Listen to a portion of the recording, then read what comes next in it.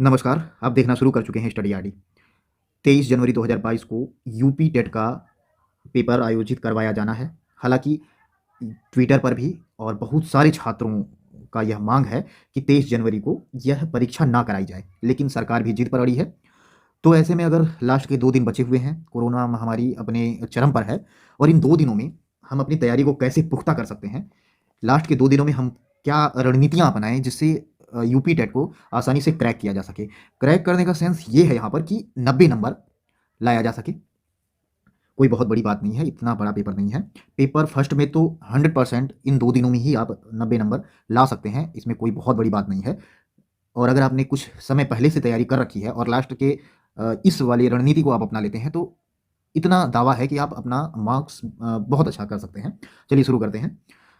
UP TET में जितने भी मार्क्स हैं, वो हैं 150 मार्क्स के क्वेश्चंस आएंगे और 150 मार्क्स में से जितने भी 150 मार्क्स के क्वेश्चंस हैं और 150 मार्क्स में से सीडीपी और मैथ लैंग्वेज के 2 पेपर, जो भी आपका लैंग्वेज होगा, और एनवायरनमेंट, ये सारी चीज़ें तो आपको पहले से ही पता होंगी अगर आप यूपी टेट का फॉर्म डाल चुके हैं। लेकिन हम यहाँ पर इसलिए इसको बता रहे हैं क्योंकि हम अपनी बातों को तो आपको तथ्यात्मक रूप से समझा पाएँ। चलिए, 30 नंबर का सीडीपी आएगा, 30 नंबर का मैथ आएगा और लैंग्वेज के 2 पेपर होंगे, लैंग्वेज 1 और लैंग्वेज 2, जिसमें से हिंदी एक लैंग्वेज होगा और दूसरा जो भी आप रखे होंगे, और एनवायरनमेंट 30 नंबर का आएगा। 2 दिन का समय है। ऐसे में सबसे बढ़िया रणनीति ये होगी कि आप यहाँ पर फोकस अपना सीडीपी, लैंग्वेज और एनवायरनमेंट पर करें। मैथ पर आपकी अगर पकड़ अच्छी है, साइंस बैकग्राउंड से हैं, तो मैथ के साथ आप जा सकते हैं। अगर आप साइंस बैकग्राउंड से 12th किए हुए हैं तो इसमें मैथ इतना आसान लेवल का होता है। बेसिकली अगर पेपर 1 की बातें की जाएँ तो आप किसी भी अ, हमारे बताए गए रणनीति को अगर आप फॉलो कर लेते हैं और उन सारे टॉपिक को किसी भी बुक से थोड़ा-थोड़ा अगर समझ लेते हैं, तो बड़ी आसानी से आप 30 में 25 नंबर तक ला सकते हैं। जी हाँ, लेकिन इसमें मेहनत करना होगा, आपको लगना होगा हमारे साथ। देखिए, तो आपका पहले सबसे फर्स्ट तो आपने डिसाइड ये कर लेना है कि आपका कोर एरिया क्या होगा। कोर एरिया में टॉपिक जितने भी इंपॉर्टेंट होंगे वो हम आपको यहाँ पर बताते हुए चलेंगे और इसी प्रकार से लेवल 2 वाले में सीडीपी है और इसके साथ-साथ मैथ और साइंस का 30-30 नंबर का प्रश्न पत्र, और अगर आपका सोशल साइंस है यानी आर्ट बैकग्राउंड से है तो सोशल साइंस से 60 नंबर के प्रश्न आएंगे और सेम वही चीज़ें लैंग्वेज से, लैंग्वेज 1 से 30 नंबर और लैंग्वेज 2 से भी 30 नंबर। देखिए, अब यहाँ पर आपने कोर एरिया आपको डिसाइड कर लेना है कि आपका कोर एरिया क्या है, आप किस सब्जेक्ट में बेहतर कर सकते हैं। इंपॉर्टेंट टॉपिक हम आपको बता देते हैं कि यूपी टेट के पेपर 1 और पेपर 2 के लिए बहुत ही ज़बरदस्त इंपॉर्टेंट टॉपिक, जहाँ से हर बार क्वेश्चंस बनता ही बनता है, वो कौन सा है। चलिए, important topic for CDP. CDP के लिए इंपॉर्टेंट टॉपिक कौन-कौन से हैं? देखिए, हार्वर्ड गार्डनर से हर बार क्वेश्चंस बनी ही बनी हैं। हार्वर्ड गार्डनर को ज़रूर कहीं से भी खोज के पढ़िए, आप पढ़ के ज़रूर जाइएगा हार्वर्ड गार्डनर को। विभिन्न प्रकार के विकार जैसे डिस्लेक्सिया हो गया और ये डिस्ग्राफिया हो गया, ये जितने भी विकार हैं, 3 से 4 ही विकार हैं। इनको आप ज़रूर पढ़ के जाएँगे, कहीं से भी पढ़िएगा, कैसे भी पढ़िएगा, लेकिन पढ़ के जाइएगा 1 से 2 नंबर, इससे आपके पक्के आने से ही आने हैं। नेक्स्ट टॉपिक पर बातें करेंगे, स्टैनली हॉल को आप पढ़ेंगे। क्रो एंड क्रो के कुछ टॉपिक्स उन्होंने क्या बोल रखा है उसको पढ़ेंगे। आपको पढ़ना कहाँ से है, प्रीवियस ईयर क्वेश्चंस पेपर को उठाइए और इन टॉपिक वाले क्वेश्चंस को एक कम से कम एटलीस्ट 1 क्वेश्चंस तो इनसे संबंधित टॉपिक वाले को आप जरूर देख के जाइए। सूक्ष्म शिक्षण को आपको पढ़ के जाना है, इससे 1 से 2 नंबर यूपी टेट में जरूर आता है। आपको सूक्ष्म शिक्षण करना ही करना है और प्रीवियस ईयर क्वेश्चन से ही अब देखना है, आपको इधर उधर या फिर किसी वीडियोज वगैरह से नहीं करके जाना है, क्योंकि अब समय बहुत ही कम है। प्रीवियस ईयर क्वेश्चन अगर आपके पास हैं तो ठीक है, नहीं है तो आप वीडियो प्रीफर कर सकते हैं। इसमें कुछ यूट्यूब चैनल जिनको आप पहले से फॉलो कर रहे हैं, आप उन्हीं को फॉलो कर सकते हैं। लेकिन इन टॉपिक को अगर आपको करना है तो मैं आपको गाइड करूंगा कि आप प्रीवियस ईयर क्वेश्चन पेपर से ही करिए। कोहलर, स्किनर और थर्नडाइक, ये तीनों रीढ़ की हड्डी हैं यूपी टेट में सीडीपी के लिए। इनको बिना किए जाना, पैर पर कुल्हाड़ी मारना होगा, तो इनको जरूर करके आपको जाना है, चाहे कुछ भी हो जाए। महत्वपूर्ण सिद्धांत भी हैं, जैसे निरंतरता का सिद्धांत हो गया, विकास का सिद्धांत हो गया। ऐसे कुछ 2 से 3 आपको करने हैं। निरंतरता का सिद्धांत और विकास का सिद्धांत, ये 2 को तो आप किसी भी हल में छोड़ के मत जाइएगा, क्योंकि इनसे 1 से 2 प्रश्न बनना ही बनना है, ये गारंटी है। देखिए, अब इंपॉर्टेंट टॉपिक मैथ के लिए कौन से इंपॉर्टेंट टॉपिक हैं जहां से आपको करके ही जाना है, कैसे भी करके। प्रीवियस ईयर क्वेश्चन से देखिए, कहीं से देखिए, लेकिन बिना इसको देखे हुए नहीं जाइएगा। इनमें से है नंबर सिस्टम। नंबर सिस्टम के 3 से 4 टाइप के क्वेश्चंस आते हैं प्रीवियस ईयर क्वेश्चंस में। आप जाइएगा, नंबर सिस्टम के क्वेश्चंस जैसे ये अभाज्य संख्याओं के बारे में पूछ लेता है, भाज्य संख्याओं के बारे में पूछता है, या फिर सम संख्या, विषम संख्या, ये सब कुछ ऐसे प्रश्न हैं जिनको आप देखते ही उत्तर लगा सकते हैं। और उनको प्रीवियस ईयर क्वेश्चंस में अगर आप देख के जा रहे हैं तो किसी भी हालत में ये क्वेश्चंस गलत नहीं होने वाले हैं।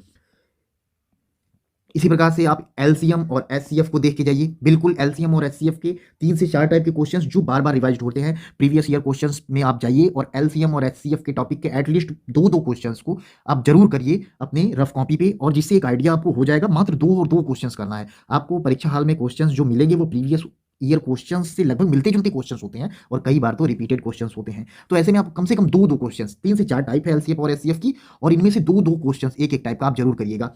इसी प्रकार से आप देखेंगे साधारण व्याज से और चक्रवृद्धि व्याज से क्वेश्चंस हर बार पुटअप होता है सीटेट के एग्जाम में। अब इसको इग्नोर करना बेवकूफ़ी होगी। एटलीस्ट 2 से 3 क्वेश्चंस आपको चक्रवृद्धि व्याज और साधारण व्याज से रफ कॉपी पे अपने कर लेना है, जिससे आपको परीक्षा हाल में सुविधा हो उन क्वेश्चंस को करने में जो साधारण ब्याज और चक्रवृद्धि ब्याज से आ जाएंगे।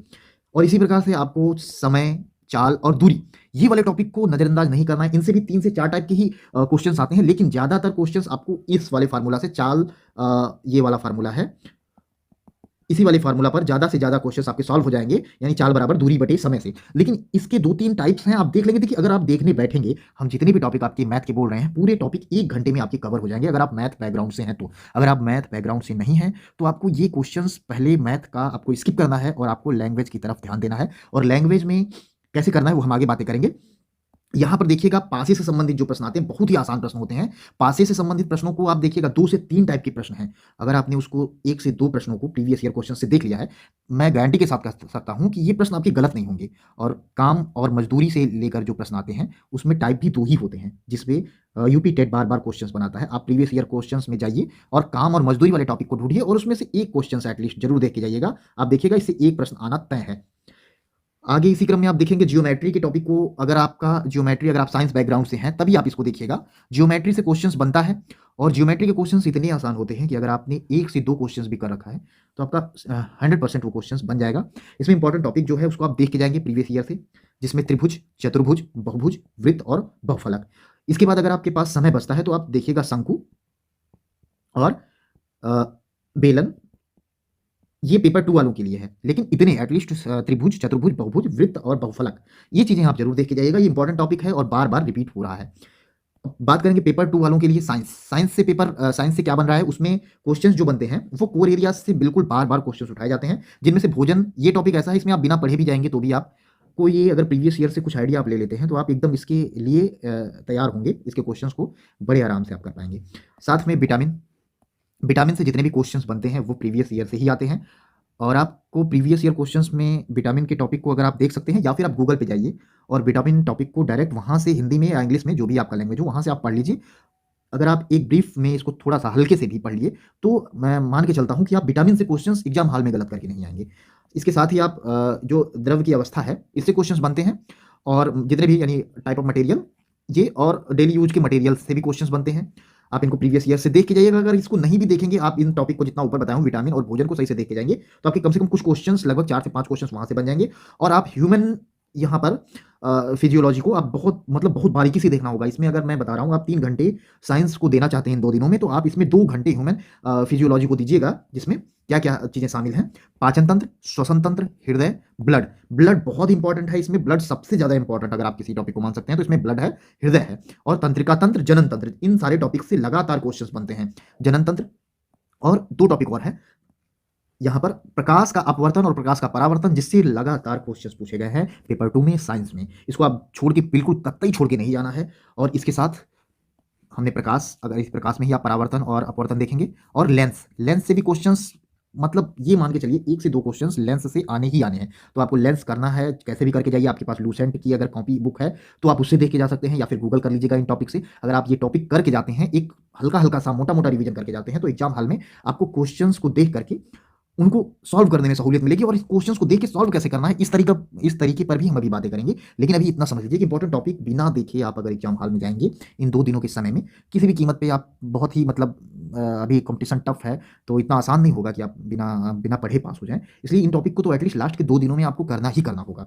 आगे देखते हैं इन्वायरमेंट से। आपको इन्वायरमेंट में कुछ नहीं करना है, बस 100 क्वेश्चंस को सॉल्व करना है प्रीवियस ईयर क्वेश्चंस के। आप कुछ भी कर सकते हो, आप यूट्यूब पे भी कर सकते हो इसको, और फिर उसके बाद, या फिर आपके पास अगर प्रीवियस ईयर है तो आपको प्रीवियस ईयर से 100 क्वेश्चन सॉल्व करके जाना है। रिपीटेड क्वेश्चंस बार बार आते हैं, कुछ क्वेश्चंस नए होते हैं, और जिनको आपके पास अब समय नहीं बचा है कि आप उन नए क्वेश्चंस को टच करें।